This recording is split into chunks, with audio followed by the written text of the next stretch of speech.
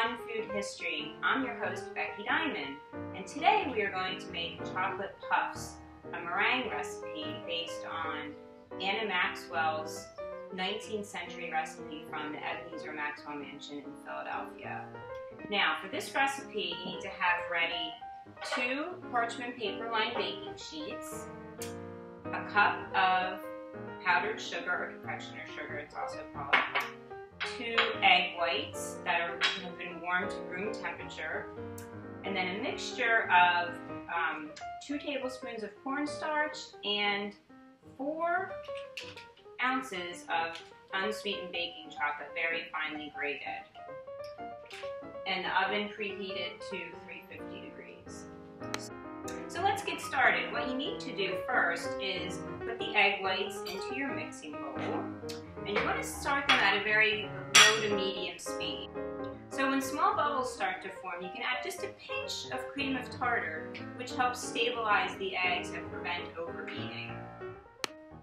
After you add the cream of tartar, then increase the mixer speed to medium. When the bubbles become smaller, then increase the speed to medium-high and slowly add the sugar in a steady stream at the side of the bowl. After adding the sugar, then increase the speed to high and continue beating until the mixture becomes smooth and glossy, kind of like a white cake icing.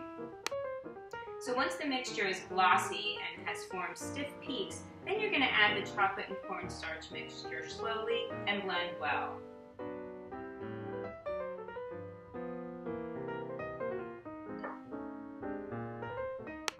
So drop spoonfuls of the mixture on a baking sheet. I like to use a cookie scoop to do this.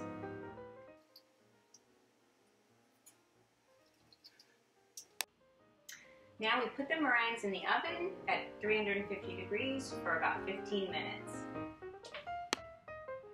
So after about 15 minutes, the cookies come out looking like this, and we rotate them halfway through cooking so they don't brown too much on top. And they cool on a wire rack for about 30 minutes after transferring them from the baking sheet.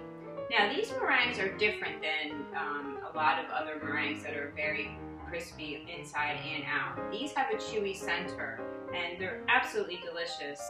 Now just a little fun fact about meringues. They actually date back to the 16th century when cooks figured out that if they beat egg whites with some sugar, actually it was twigs at the time, they didn't have wire whisks, that they would create this really delicious foamy mixture, and they created something called snow mixed with the cream.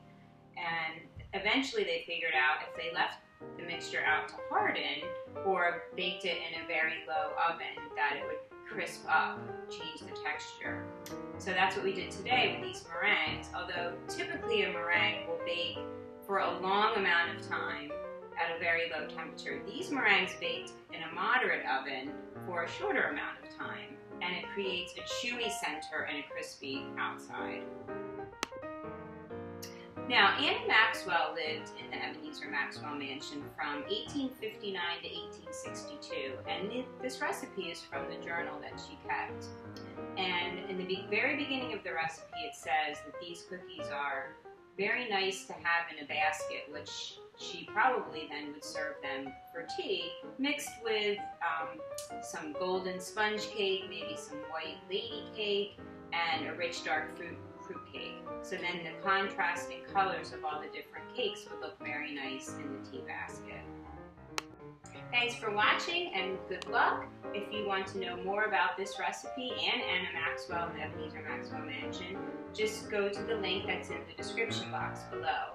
And don't forget to like and subscribe to Fun Food History for more fun food facts. Thanks! Figured out that if you just cut that. How did it increase the speed?